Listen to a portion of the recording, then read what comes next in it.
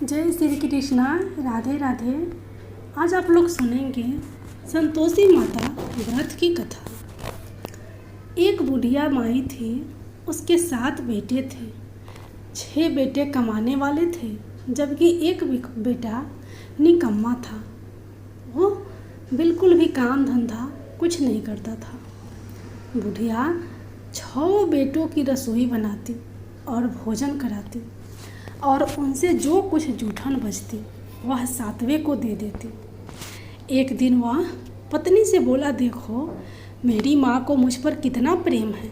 वह बोली, क्यों नहीं, सबका जूठा जो तुमको खिलाती है। वह बोला, ऐसा नहीं हो सकता, मैं जब तक आँखों से ना देख लूँ मान नहीं सकता। बहू हंस कर बोली, देख लोगे तब तो मानोगे। कुछ दिन बाद त्यौहार आया। घर में 7 प्रकार के भोजन और चूरमे के लड्डू बने। वह जांचने के लिए सीढ़ दुखने का बहाना कर पतला वस्त्र सीढ़ पर ओढ़ रसोई घर में सो गया। वह कपड़े में से सब देखता रहा। 6 भाई भोजन करने आए। उसने देखा माँ ने उनके लिए सुंदर आसन बिछाया, नाना प्रकार की रसोई परोसी और आग्रह करके उन्हें जमाया। वह देखता रहा। 6 भोजन करके उठे, तब माँ ने उनकी झूठी थालियों में से लड्डुओं के टुकड़े उठाकर एक लड्डू बनाया। जूठन साफ कर। बुढ़िया माँ ने उसे पुकारा, बेटा 6 भाई भोजन कर गए, अब तू ही बाकी है, उठ, तू कब खाएगा। वह कहने लगा, माँ मुझे भोजन नहीं करना है, अब परदेश जा रहा हूँ। माँ ने कहा, कल जाता तो आज चला जा। वह बोला, हाँ आज ही जा रहा हूँ। यह कहकर वह घर से निकल गया। चलते समय पत्नी की याद आ गई। वह गौशाला में कंडे यानी उपले थाप रही थी। वहाँ जाकर बोला, हम जावे परदेश, आवेंगे कुछ काल, तुम रहियो संतोष से, धर्म अपनो पाल। वह बोली, जियो जियो पिया आनंद से, हमारो सोच हटाए, राम भरोसे हम रहे, ईश्वर तुम्हें सहाय। 2 निशानी आपन देख धरू में धीर, सुधी मति हमारी, बिसारियो रखियो मन गंभीर। वह बोला, मेरे पास तो कुछ नहीं, यह अंगूठी है, सो ले लो और अपनी कुछ निशानी मुझे दे। वह बोली, मेरे पास क्या है, यह गोबर भरा हाथ है। यह कहकर उसकी पीठ पर गोबर के हाथ की थाप मार दी। वह चल दिया। चलते चलते दूर देश पहुंचा। परदेश में नौकरी। दूर देश पहुंचा। वहाँ एक साहूकार की दुकान थी। वहाँ जाकर कहने लगा, भाई मुझे नौकरी पर रख लो। साहूकार को ज़रूरत थी। बोला, रह जा। लड़के ने पूछा, तनख्वाह क्या दोगे। साहूकार ने कहा, काम देखकर दाम मिलेंगे। साहूकार की नौकरी मिली। वह सुबह 7 बजे से 10 बजे तक नौकरी बजाने लगा। कुछ दिनों में दुकान का सारा लेन देन, हिसाब किताब, ग्राहकों का माल बेचना, सारा काम करने लगा। साहूकार के साथ 8 नौकर थे। वे सब चक्कर खाने लगे। यह तो बहुत होशियार बन गया। सेठ ने भी काम देखा और 3 महीने में ही उसे आधे मुनाफे का हिस्सेदार बना लिया। वह कुछ वर्ष में ही नामी सेठ बन गया और मालिक सारा कारोबार उस पर छोड़कर चला गया। इधर उसकी पत्नी को सास ससुर दुख देने लगे। सारी गृहस्थी का काम करा के उसे लकड़ी लेने जंगल में भेजते। इस बीच घर के आटे से जो भूसी निकलती, उसकी रोटी बनाकर रख दी जाती और फूटे नारियल की नरेली में पानी। एक दिन वह लकड़ी लेने जा रही थी।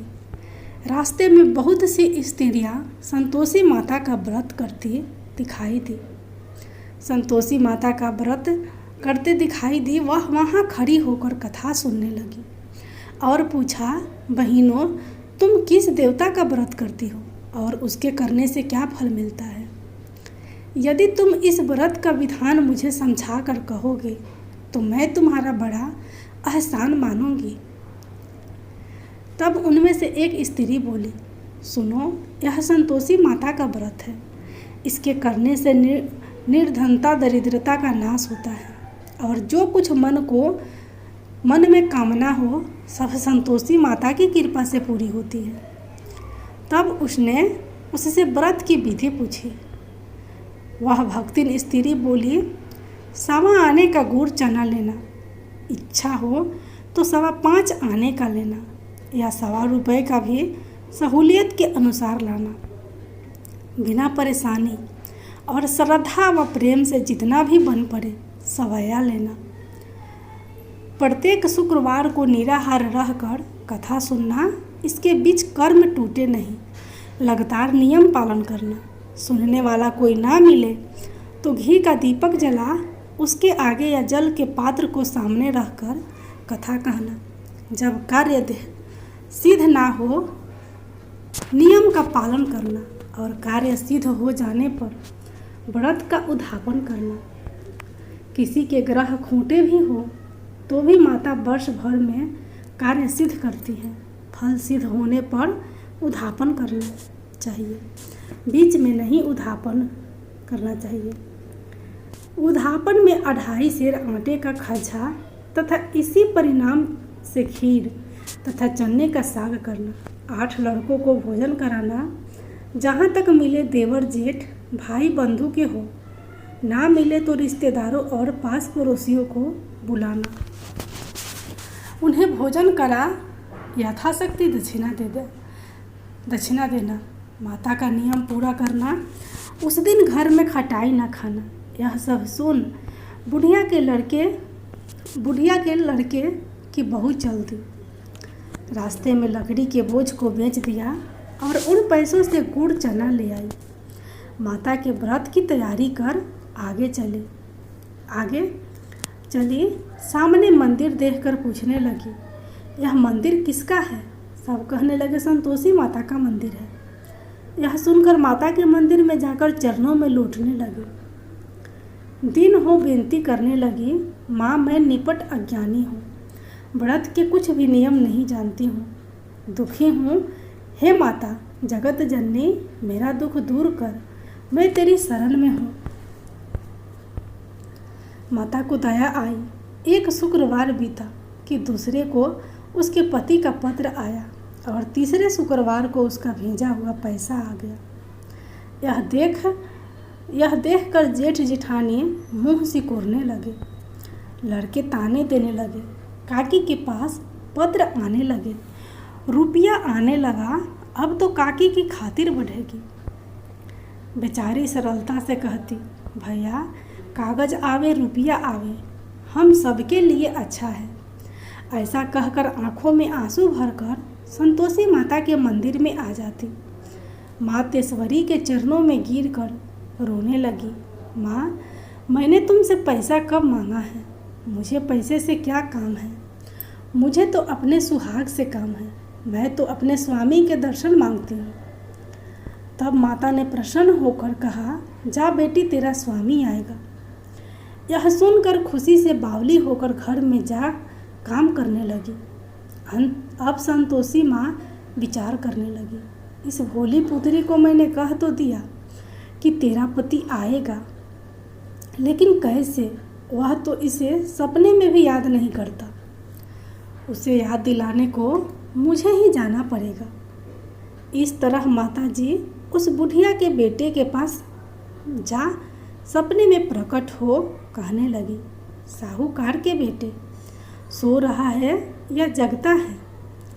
वह कहने लगा, माता सोता भी नहीं जागता भी नहीं हूँ। क्यों, क्या आज्ञा है? माँ कहने लगी, तेरे घर बार कुछ है कि नहीं? वह बोला, मेरे पास सब कुछ है, माँ बाप है, बहू है, क्या कमी है? माँ बोली, भोले पुत्र तेरी बहू घोर कष्ट उठा रही है, तेरे माँ बाप उसे परेशानी दे रहे हैं, वह तेरे लिए तरस रही है, तू उसकी सुध ले। वह बोला, माताजी यह तो मालूम है, परंतु जाऊं तो कैसे? परदेश की बात है, लेन देन का कोई हिसाब नहीं, कोई जाने का रास्ता नहीं आता, कैसे चला जाऊं? माँ कहने लगी, मेरी बात मान, सवेरे नहा धोकर संतोषी माता का नाम ले, घी का दीपक जला, दंडवत कर दुकान पर जा बैठ। जमा का माल बिक जाएगा, सांझ होते होते धन का भारी ढेर लग जाएगा।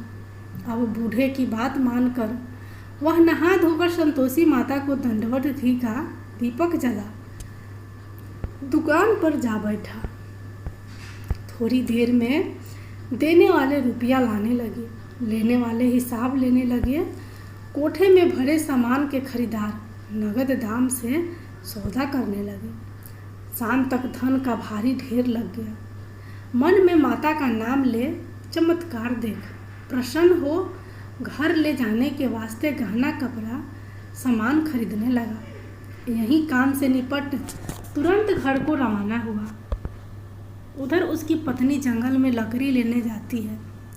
लौटते वक्त माता जी के मंदिर में विश्राम करती। वह तो उसके प्रतिदिन रुकने का जो स्थान ठहरा। धूल उड़ती देख वह माता से पूछती है, हे माता, यह धूल कैसे उड़ रही है? माता कहती है, हे पुत्री, तेरा पति आ रहा है। अब तू ऐसा कर, लकड़ियों के 3 बोझ बना ले। एक नदी के किनारे रख और दूसरा मेरे मंदिर पर, वह तीसरा अपने सिर पर। तेरे पति को लकड़ियों का गट्टर देख मोह पैदा होगा। वह यहाँ रुकेगा, नाश्ता पानी खाकर माँ से मिलने जाएगा। तब तू लकड़ियों का बोझ उठाकर जाना और चौक में गट्टर डालकर जोर से आवाज़ देना, आवाज़ लगाना, लो सासू जी लकड़ियों का गट्टर लो, भूसी की रोटी दो, नारियल के खोपरे में पानी दो, आज मेहमान कौन आया है? माता जी से बहुत अच्छा कहकर वह प्रसन्न मन से लकड़ियों के 3 गट्टर बनाए, एक नदी के किनारे पर और एक माता जी के मंदिर पर रखा। इतने में मुसाफिर आ पहुंचा। सूखी लकड़ी देख उसकी इच्छा उत्पन्न हुई कि हम यहीं पर विश्राम करें और भोजन बनाकर खा पीकर घर जाएं। इसी तरह रुक कर भोजन बना, विश्राम करके गांव को गया। सबसे प्रेम से मिला। उसी समय सिर पर लकड़ी का गट्टर लिए वह उतावली सी आती है।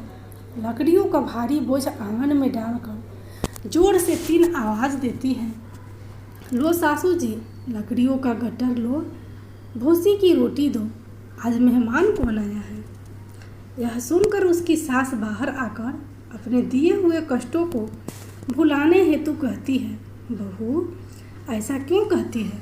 तेरा मालिक ही तो है, तेरा मालिक ही तो आया है। आ बैठ, मीठा भात खा, भोजन कर, कपड़े गहने पहन। उसकी आवाज़ सुन उसका पति बाहर आता है। अंगूठी देख व्याकुल हो जाता है। माँ से पूछता है, माँ यह कौन है? वह बोली, बेटा यह तेरी बहू है। जब से तू गया है तब से सारे गांव में भटकती फिरती है।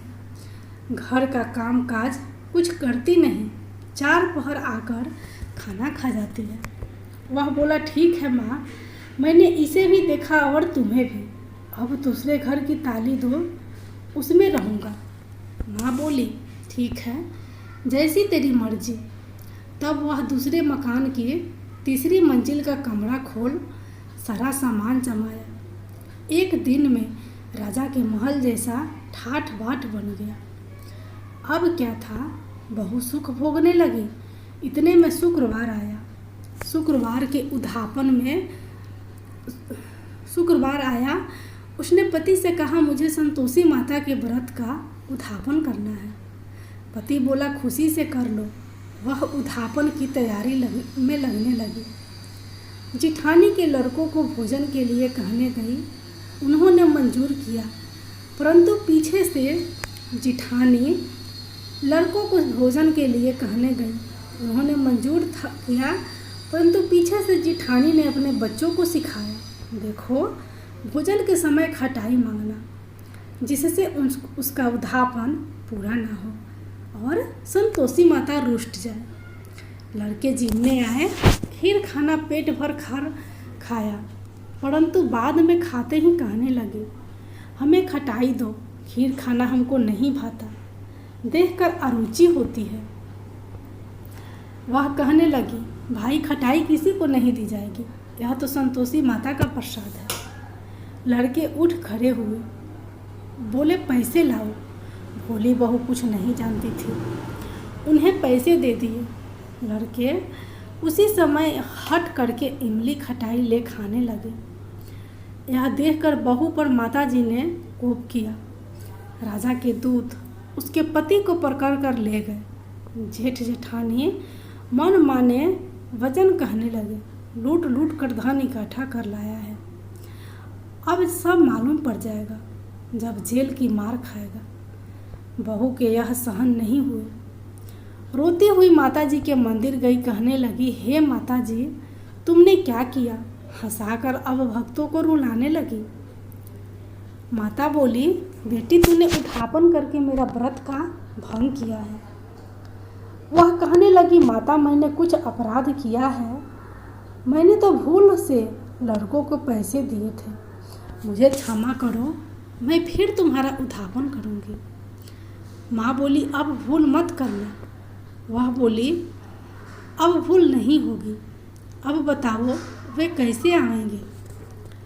माँ बोली, जा पुत्री, तेरा पति तुझे रास्ते में आता मिलेगा। वह निकली, राह में पति आता मिला। वह पूछी, कहाँ गए थे? वह कहने लगा, इतना धन कमाया है, उसका टैक्स राजा ने मांगा था, वह भरने गया था।